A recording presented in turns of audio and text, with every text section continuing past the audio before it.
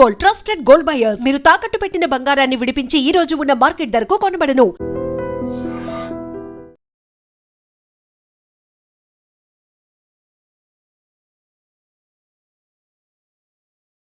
Welcome to I dream. నేను దేశ్రీ.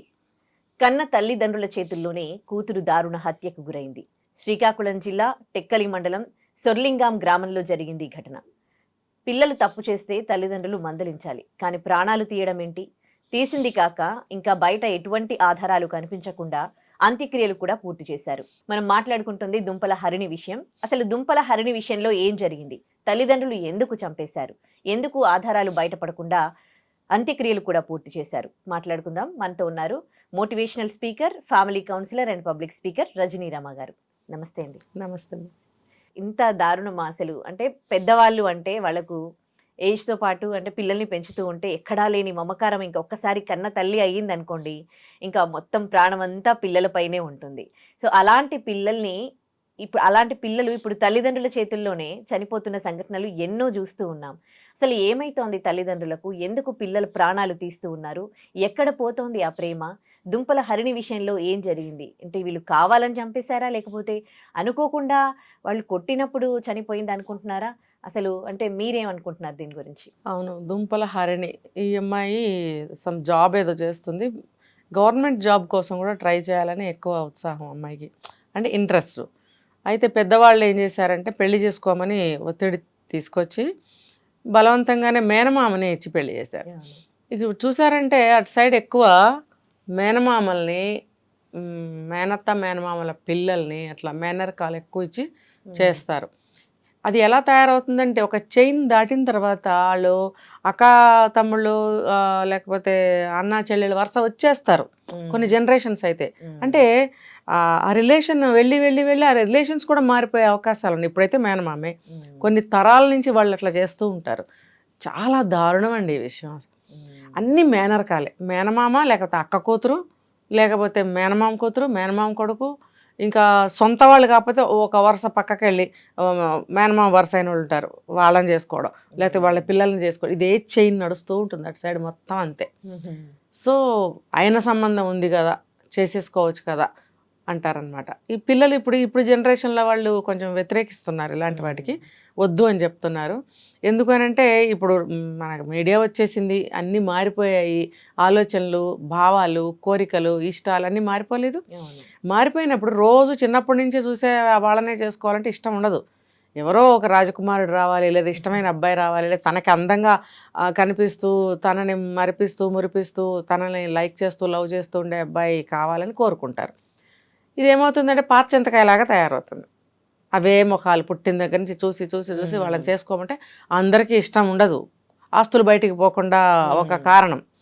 రెండోది ఏంటంటే తెలిసిన వాళ్ళైతే మనకి ఎటువంటి దారుణాలు జరగవు. తెలిసిన వాళ్ళు ఇప్పుడు తల్లిదండ్రులే చంపారు కదా కదా, ఇంకా భర్త వరకు ఎందుకు? అంటే కోపతాపాలు వస్తే ఎవరు అతీతం కాదు, అందరూ కూడా కక్ష తీర్చుకునే వాళ్ళే చంపేవాళ్ళే అని అనుకోవాలి ఇప్పుడు. సో అలా ఈ అమ్మాయికి మేనమామనిచ్చి చేశారు. సరే ఒక పాప బాబు పుట్టారు, 2 years అయింది. మరి అతను ఏం జాబ్ చేస్తాడనేది మనకు తెలియలేదు. ఈమె మాత్రం గవర్నమెంట్ జాబ్ ట్రై చేస్తానని చెప్పి బయలుదేరింది. దానికన్నా ముందు అతనికి ఈమెకి విభేదాలు. ఇదే బహుశా అయి ఉంటుంది. నేను గవర్నమెంట్ జాబ్ ట్రై చేయాలి, నేను ఏదైనా కోర్సులు చేయాలి, నేను పలానా చోటకి వెళ్ళాలి, ఏదో ఉంటాయి ఇంట్లో. ఈమె కొంచెం పిల్ల కూడా చాలా బాగుంది, మంచి సంస్కారంగా కనిపించింది, చాలా తెలివిగల అమ్మాయిలాగా కూడా కనిపించింది ఆమె మాటలు. నాకు వయసు కూడా 24 చిన్న అమ్మాయి, కెరీర్ మీద ఎంతో ఇది కూడా ఉన్నట్టుంది, పట్టుదల. సో ఎవరు మరి ఇంట్లో వ్యతిరేకిస్తారు కదా, ముఖ్యంగా భర్త పెళ్ళైనప్పుడు. అతను మరి వ్యతిరేకించినట్టున్నాడు. గొడవలు మేబీ ఇది కాకపోవచ్చు, ఇంకా ఏమన్నా కూడా గొడవలు ఉన్నాయేమో తెలియదు. ఏది ఏమైనా సరే మరి ఒప్పుకోకపోతే చిన్న బాబుని ఇంట్లో పెట్టి తను ఎలా హైదరాబాద్ వరకు వచ్చింది. ఓకే, కాబట్టి ఇది కేవలం భర్తకి తనకి మాత్రమే ఏదో స్పర్ధలు, తల్లిదండ్రులతో ఏమీ లేవు అని అనిపిస్తుంది. లేకపోతే మేము చూడము ఈ బాబుని, నువ్వు ఎందుకు వెళ్తావు, వెళ్ళొద్దు అని అప్పుడే ఆపి ఉండేవారు. సో అయితే తర్వాత మళ్ళీ ముదిరి ఉండొచ్చు గొడవలు, వాళ్ళు చూస్తున్నారు బాబుని. ఈమె హైదరాబాద్ వచ్చింది, 2 years అయింది. సరే ఏమనుకుంటారు, ఎవరైనా ఇష్టం ఉన్నా లేకపోయినా పంపించినప్పుడు సరే ఆ కోర్స్ ఏదో చేస్తుంది, మళ్ళీ తిరిగి ఇంటికి వస్తుంది, అన్నీ సర్దుకుంటాయి, గవర్నమెంట్ జాబ్ వస్తుంది, ఇలా అనుకుంటారు సాధారణంగా.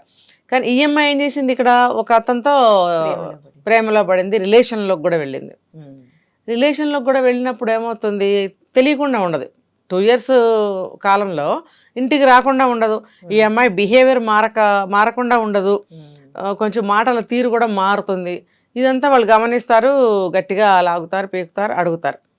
అడిగినప్పుడు అక్కడ మళ్ళీ గొడవలు ఉంటాయి. తర్వాత ఈమె ఒకసారి ఇంటికి వెళ్ళినప్పుడు కూడా ఈమె మీద దౌర్జన్యం చేయబోయారు, ఏదో హత్యా ప్రయత్నం చేయబోయారు నా మీద అని కూడా అమ్మాయి వాంగ్మూలంలో చెప్పింది. ఐ మీన్ ఒక వీడియోలో చెప్పడం జరిగింది. అదే వాంగ్మూలంగా కూడా తయారైంది. చివరికి చెప్పినప్పుడు ఎలా తప్పించుకుంది, మళ్ళీ వచ్చింది హైదరాబాద్. వచ్చి మళ్ళీ రమ్మన్నారు, మళ్ళీ వెళ్తున్నాను, ఈసారి నాకు అనుమానంగా ఉంది, నా ప్రాణానికి ఏదైనా హాని కలగచ్చు అని చెప్పి అందులో వివరాలన్నీ కూడా చెప్తూ వీడియో చేసింది తను. ఇక్కడ అమ్మాయి అంత కాషస్గా ఉంది, అంత తెలివిగాను ఉంది. ఉన్నప్పుడు తను వెళ్లకుండా ఉండాల్సింది. అదే కదా. ఈ అమ్మాయి ఏదైతే ఊహించిందో వెళ్ళిన తర్వాత అదే జరిగింది. ఏంటంటే ఇక్కడ పరువు హత్య కదా. అంటే వీళ్ళు కావాలని చంపేశారంటారా? అంటే ఇప్పుడు చెప్తున్నారు కదా, ఏదో దిండు పెట్టి నొక్కారు అని కూడా చెప్తున్నారు కదా, పోస్ట్ మార్టంలో తేలింది చెప్తున్నారు. ఏమైనా తల్లిదండ్రులే చంపేసి ఏదో ఒక విధంగా ఆమెకు అంత్యక్రియలు కూడా చేసేసారంట. ఎందుకంటే మేనమామ అన్నప్పుడు తల్లికి అన్న తమ్ముడు అయి ఉంటాడు.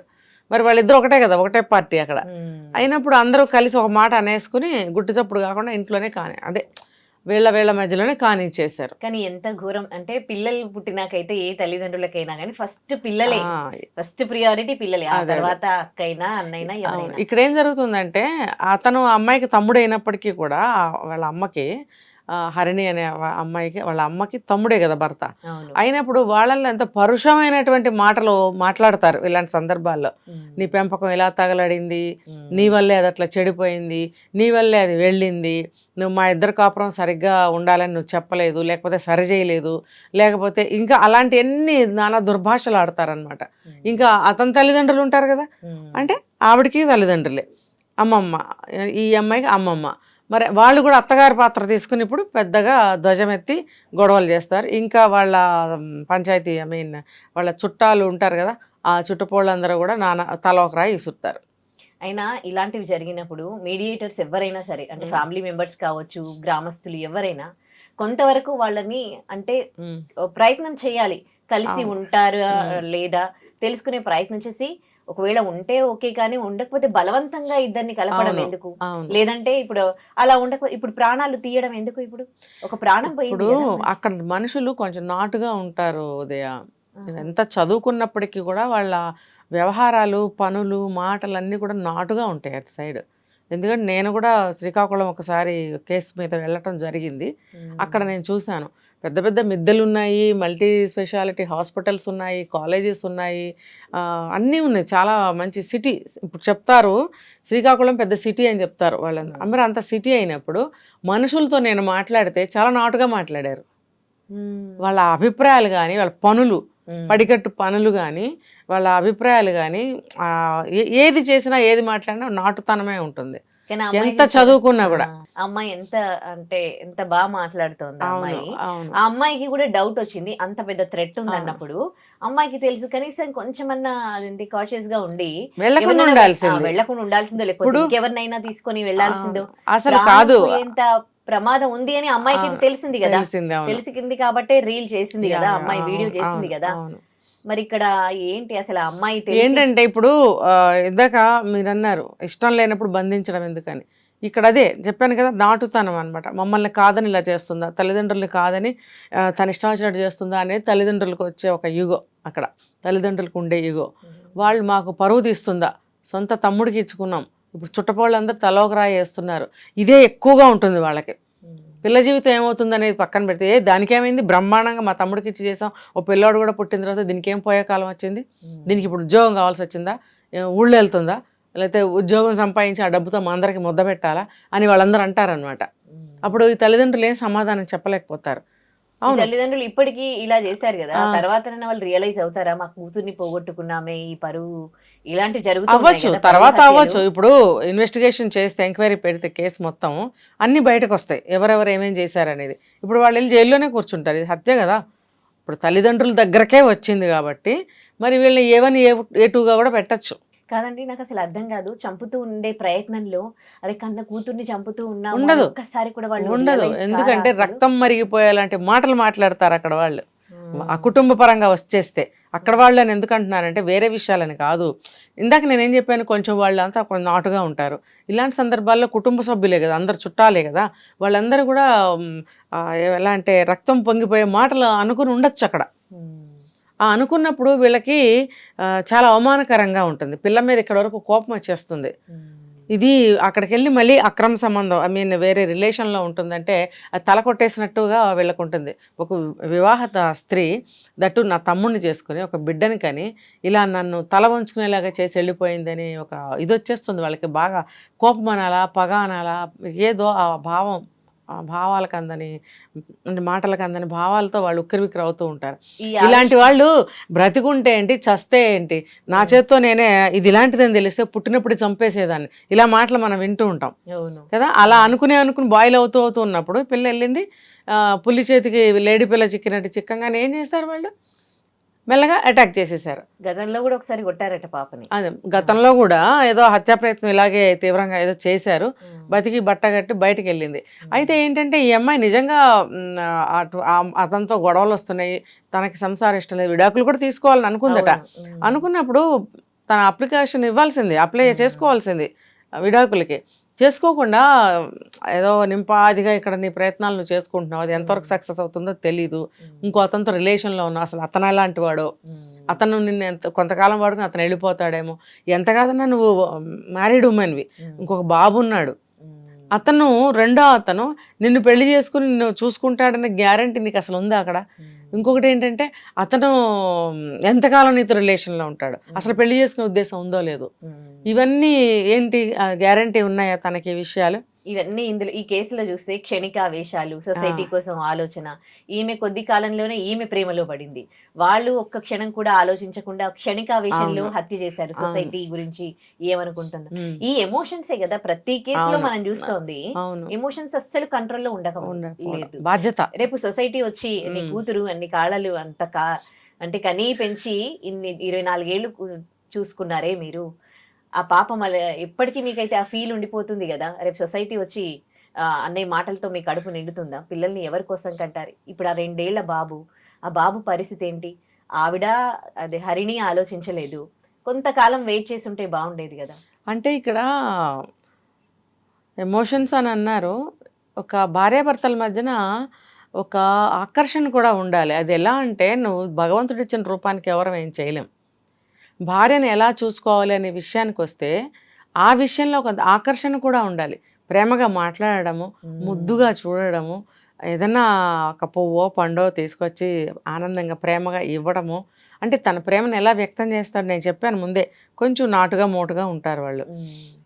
చిన్నప్పటి నుంచి చూసిన అమ్మాయి కదా ఎలా ఓలే అనుకుంటూ అలా ఉంటే, ఈ అమ్మాయి ఏంటంటే ఒక చూడ్డానికి చాలా పాష్గా ఉంది, చక్కగా మంచి హైలీ ఇంగ్లీష్ మాట్లాడుతోంది, చాలా సంస్కారంగా మాట్లాడుతుంది, తన లైఫ్ ఎలా తను కోరుకుంటుందో అలా ఉంచుకోవాలనే ప్రయత్నంలో ఉంది.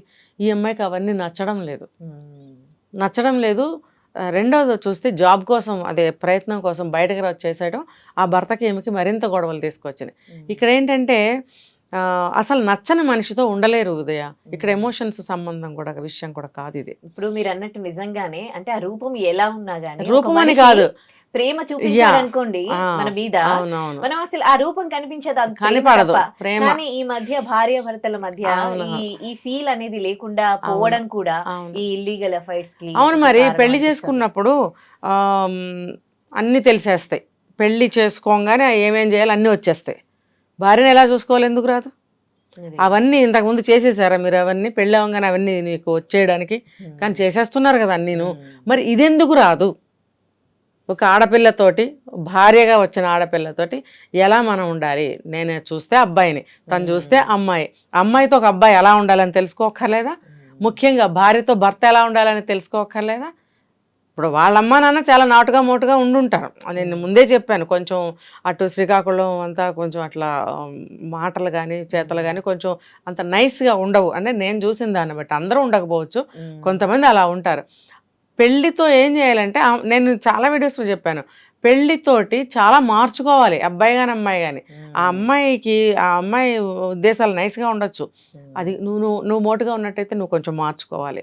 లేదు తనకు ఒక వస్తువు ఇష్టం ఉంటుంది, లేదా ఒక వ్యక్తి అంటే అమ్మమ్మో నానమ్మో ఆ మేనత్తో ఎవరైనా ఇష్టమై ఉంటారు, ఆ ఇష్టమైన వ్యక్తిని కూడా మీరు గౌరవించాల్సి ఉంటుంది.